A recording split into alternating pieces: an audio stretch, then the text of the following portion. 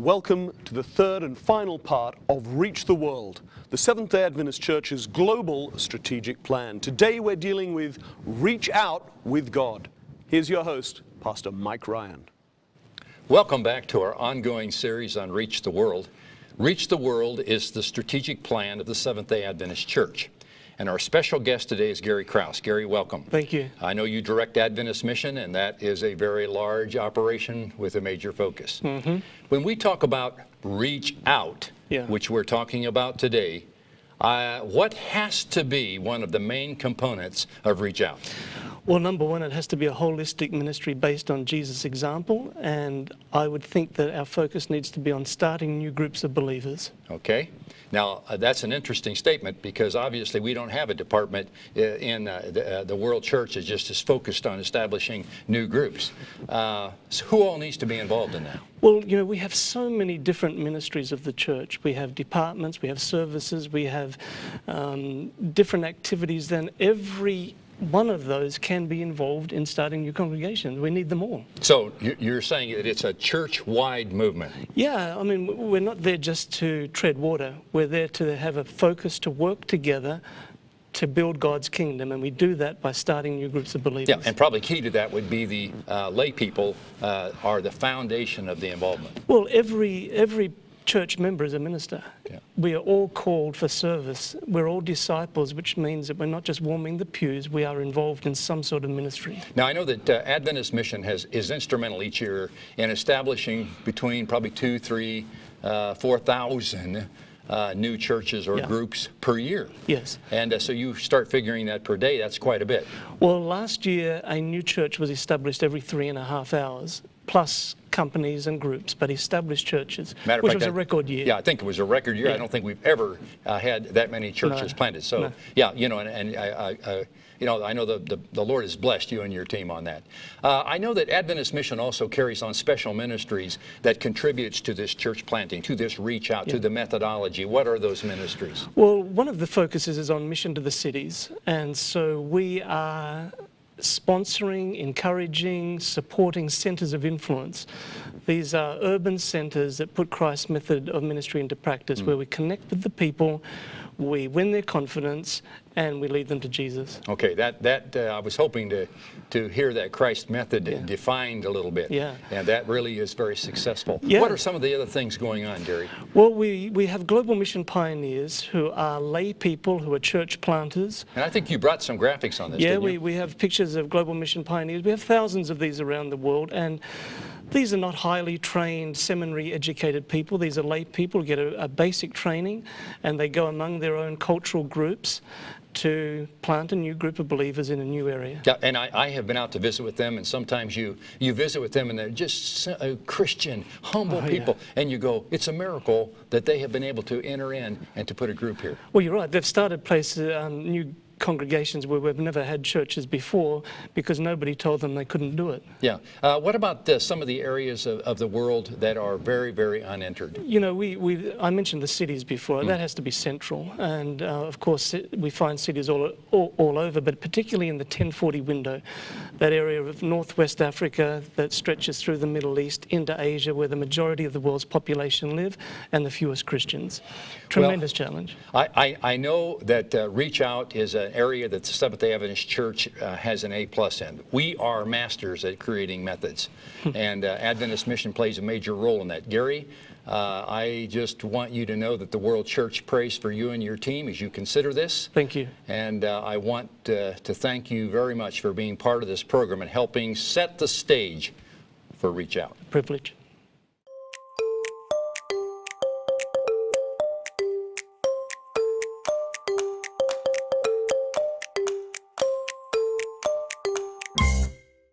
Reach the World has an emphasis on reach out.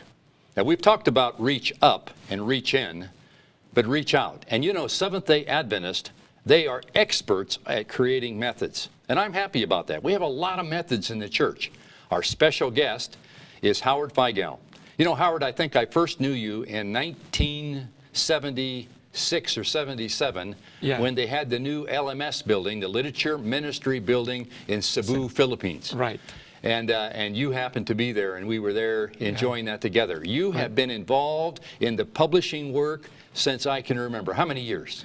At this moment, it's 41 years. 41 years. Yes, publishing, since I was a literature evangelist. Yes, and of course the literature distribution is one of the major methods on reaching out. Exactly. And that's not a human idea, but that actually comes from a divine source of inspiration telling us that that's what we should be about. That should be. I want to know, what are some of the programs that people can expect to hear about in the next 5 years on Reach Out and Reach the World strategic plan?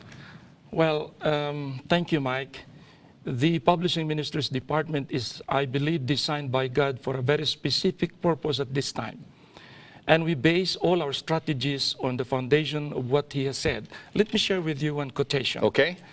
It says here, the great and wonderful work of the last gospel message is to be carried on now as it has never been before. The world is to receive the light truth through an evangelizing ministry of the word in our books and periodicals. Our publications are to show that the end of all things is at hand. Let our literature give the message as a witness to the world. And then see, continued, church members were to sell or give away literature. So with this foundation, we created our strategies. Okay. Now, 3 things that came to mind in our strategies: the sharing ministry, okay, the selling ministry, and the social media ministry. now you brought some pictures with you, didn't you? I think so. Okay, let's have those up on the sharing ministry. Tell me about that. In the sharing ministry, we have designed 2 special projects, and that is the Missionary Book of the Year. Yes. Every year, we publish a book that is to be circulated by the church members worldwide. In fact, the latest one, 2 years ago, was the Great Controversy, and the whole worldwide church distributed about 140 million copies. Yes. That is, besides the 26 million downloads from website. Sure, sure. So the impact of this is felt by the world church. And so, of course, the call is for every member to be involved. You want every member to be sharing that literature. Exactly. Okay. According to the Council of Ellen White, every believer is called upon by God to share this literature. We've got about 60 seconds left. Tell me about the selling ministry. In the selling ministry, we have encouraged all the members who are willing to participate in a literature evangelism, which is the selling. In other words, be a literature evangelist, either full-time, part-time, or students. How many do we have in the world? Right now, by the grace of God, we have close to 50,000 literature evangelists worldwide. How important is technology in the distribution of literature? Mike, that is our great focus during the next quinquennium, technology. Because right now everybody has a cell phone, and last Sabbath we just presented a beta project of the apps, and we are going to probably this week we will be able to put something much better, and in a matter of 3 months probably we have it all working together. Howard, I know that soul winning is the focus of all of these distributions. Exactly. And our time is finished, but I want to thank you for coming and sharing this with the world field. Thank you for being our guest. Thank you so much. It's a privilege to be in this ministry.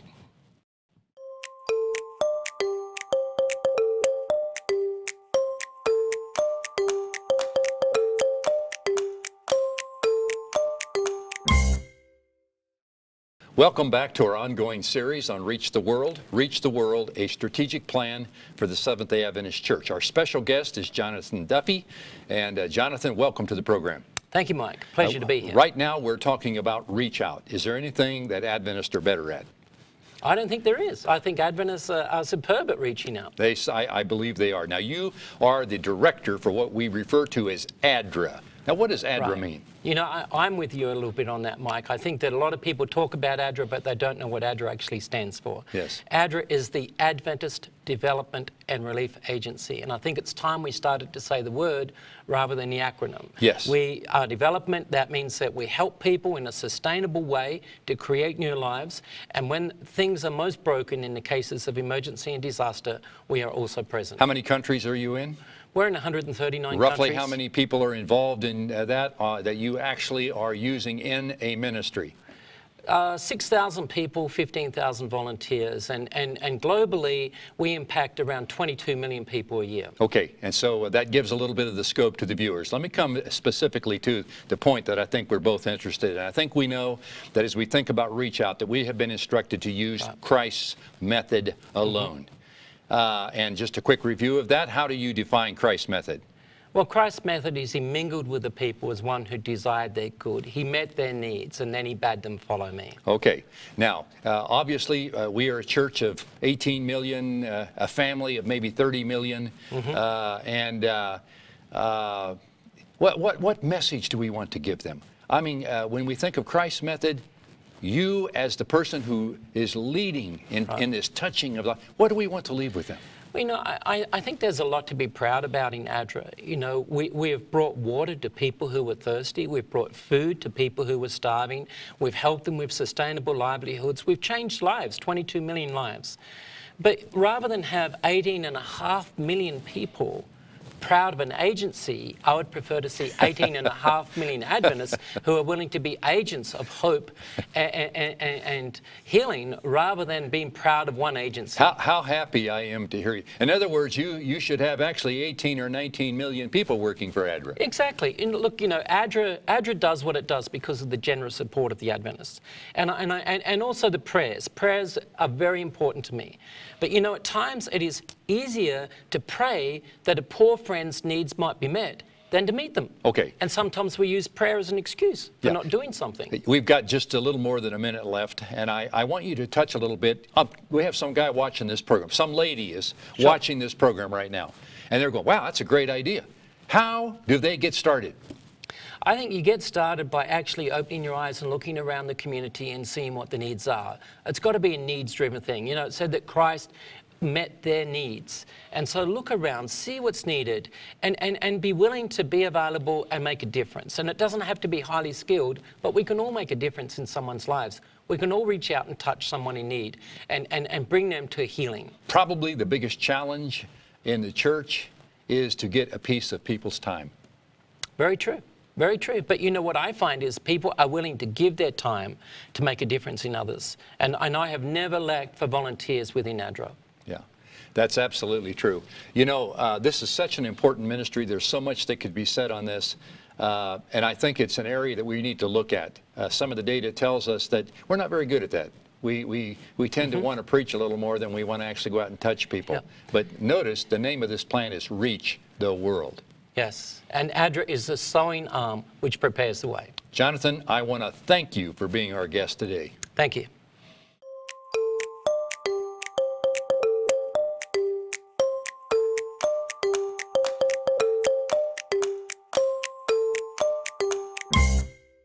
Reach Out, part of Reach the World, it calls for the involvement of every person. Our very special guest right now is Pastor Dowell Chow, who is the director for Adventist World Radio. And Pastor, tell me, when did Adventist World Radio begin? In 1971. Okay. We started out in Portugal on a rented station to reach the then Soviet Union and North Africa and the Middle East. All right, and right now, how big is AWR? Big in terms of languages. We have on shortwave around 80 languages, between 70 and 80. It changes all the time. And on podcast... Is there any place on earth that doesn't go? No. We cover every inch of the earth. Okay. It's not the problem of covering the earth. It's the problem of the people having the resource to receive the signal in the language they speak. Okay. Now, of course, we are talking today about Reach Out. Yes. And of course, Adventist World Radio that we call AWR. This is a very, very important part of that Reach Out. Yeah. Because it goes places where we can't go. That's right. That's true. And of course, you said the very first radio station that they established, it was for that purpose. That's right. And tell me, what are some of the other places that we are reaching into that we just have never been there before? Some of the more current ones. The most current ones we have right now is you take all the countries of Central Asia. Okay. They call them the stand countries. Yes. Even though we don't have production in all the languages of these countries individually, we have in the Russian language. They all speak Russian. Okay. Those countries are being reached, but the most recent one is Bhutan. Okay. And Tibet. Sure.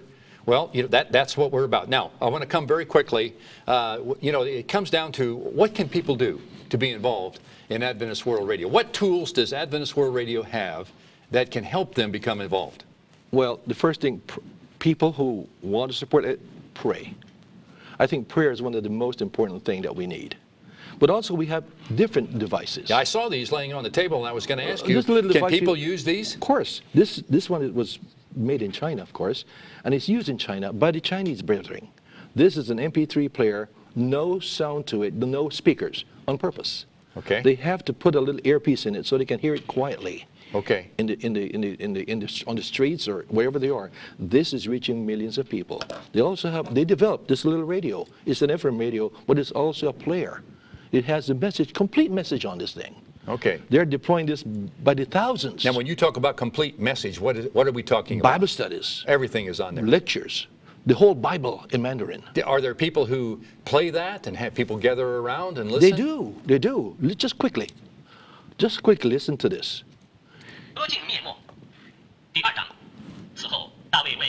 I recognize the language. We do. Besides being a radio, it's also an MP3 player. So this is marvelous. All right. Very good. And what is in this one? This came. Oh, that came from out of there. Okay. Yeah, that's right. All right. Now let me just ask: is someone watching the program today? How can they get a hold of these pieces of equipment? How can they become involved in Adventist World Radio besides praying? And certainly they can send money. Of course they can. But how can they take these tools and get started? There are many ways we can do this, Mike.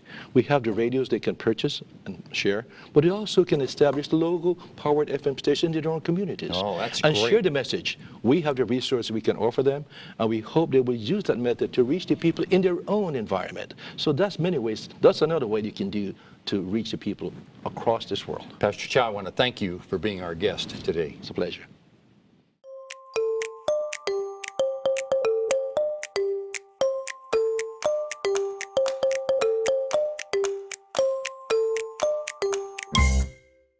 Welcome back to our ongoing series on Reach the World. Reach the World is the strategic plan for the Seventh-day Adventist Church. And we are honored, while we talk about Reach Out, to have Elder Robert Costa here as our guest. Welcome. Thank you very Elder much. Costa. I'm just happy you're here. I know that you are the coordinator for the worldwide evangelism program for the Seventh-day Adventist Church. Now, when I talk about evangelism program, often we define that as public evangelism, where we hold meetings. And I wanted to ask you, how important is that ministry to the Reach Out program? I think it's the heart of the mission of Well, the church. of course, I would expect you to say that. And I expect that every member, every pastor become an evangelist, because we are in the task of sharing the good news to other people. Absolutely. And now I know that as we have taken a look at this worldwide, we're very interested to make that proclamation message. And we began in New York City. That's correct. Tell me a little bit about that. That great initiative from the General Conference and every division, everybody went to New York, 2013. Evangelists from all over the world. They hold 400 evangelistic series in one city, and the result was amazing, because just one conference, they used to organize 3 to 4 churches per year. Now they organize more than 30 churches that year. Yeah. That means that people are responding in the big cities because the message is appealing to the heart.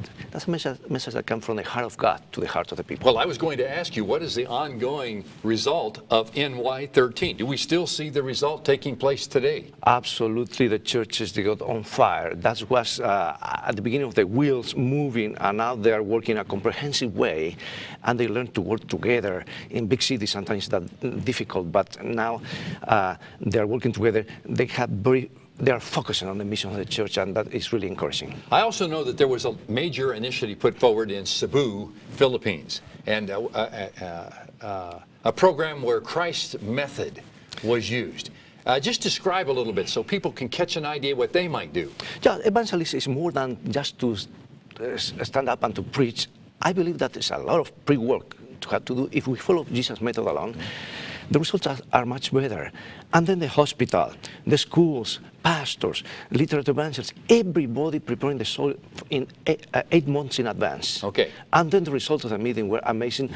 I spent 15 pastors in the baptistry baptizing for more than 2 hours. I was so tired, so I baptized you in the name of for more than 2 hours, and the pastor were doing an excellent exercise for more than 2 hours. It was amazing. That is thrilling, and it comes as such terrific news to our people. It's encouraging to hear that kind of report. You know, I know that the public evangelism, it has a website.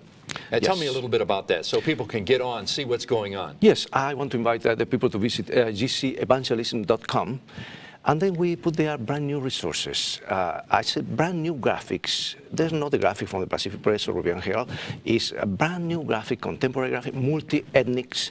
They're open text, so that means they may translate into any language, and they are editable, and they're multicultural, and we want to provide those materials for free for the people. Okay, so people who check onto that website, That's correct. They can look and see what resources are available for them. Exactly, and the plan, we have 3 volumes now, and the next week or so there will be a 4th volume, and the plan is to have 2 new volumes of brand new sermons every year for free for the people to download it and to preach the good news of Jesus. You know, I can't appeal enough to the people to get on that website, find something that you can do.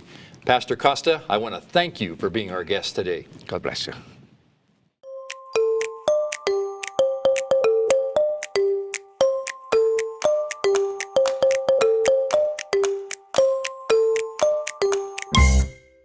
Reach the World must involve a multitude of ministries. Our special guest, Elder Brad Thorpe, Candace Thorpe. Welcome to the program. Thank you. It seems a little strange that I would be on this side and you would be on that side. I think you've done a little more interviewing on this television program than I have. But you know, we're talking about Reach the World, right, and the part of Reach the World called Reach Out. And of course the Hope Channel, if you go back in its history, you know, 100 years ago, 50 years ago, 25 years ago, Hope Channel was not really anything that was very dynamic, but today it is a global program. How important is world television to reach out? Incredibly important. Our whole society has shifted in the direction of digital communication, which is delivered in a lot of different medias. Unless we have the visual media that is done by the production of TV, there is a self-authenticating factor to television. People believe what they see, and we need to be able to communicate our message out to the world in the most succinct, visual, attractive way possible so that people see and they can decide for themselves. Absolutely. Candace, how many countries are we in? What are the languages that we're broadcasting in? How many recording studios? Give me a little picture. Okay, well, we have actually 36 channels that we're broadcasting 24 hours a day, and that's on the internet, over satellite, cable stations, and we're broadcasting in 34 languages. We have 12 more channels, Mike, in development. Okay. So basically what we're seeing is an extraordinary opening of sharing the gospel, of reaching out in a way that reaches past closed doors in those tall buildings in the big cities to the hearts and homes of people where they're most sensitive to the gospel. Yes, and I know that Hope Channel, it represents a multitude of methods. You're not just having one method. No. Well, describe what you're programming, just the big picture. The programming is intended to help set the brand, if you please, of the gospel message. We want programming that is holistic. We want programs that are for the community. We want programs that are Christ-centered. We want people to know that we're a people of prayer, that we are people of deep Bible study.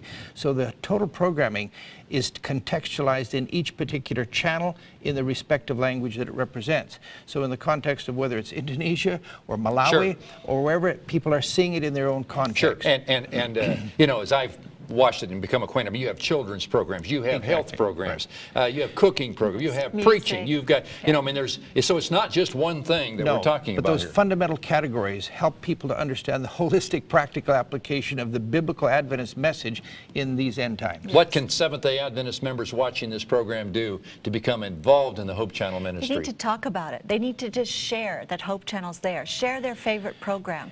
You know, this isn't like, I may not feel like I can go out and give a Bible study, but certainly I can invite somebody into my home to watch one of the best, most vibrant Bible studies there is out there. So just share it, talk about it, reach out by sharing Hope Channel. And the social media is becoming increasingly important. Oh, yeah. The TV's channels, the cable networks, working to get it distributed in the country according to the way that people receive television in their area, and particularly in first world countries, which is certainly is quickly becoming global.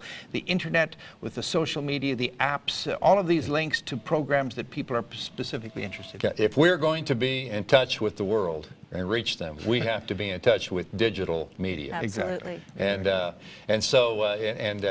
We could spend quite a bit of time just talking about the miraculous growth of the Hope Channel. From when it began just a few years ago to what it's doing today is unbelievable. And with your strong support and assistance, Mike, thank you for what you've done. We won't get too much on that, but I want to thank you guys for providing leadership to this as we take a look at this important strategic plan, Reach the World, Reach Out. The Hope Channel is vital to that. Thank you for being with us today. Thank you.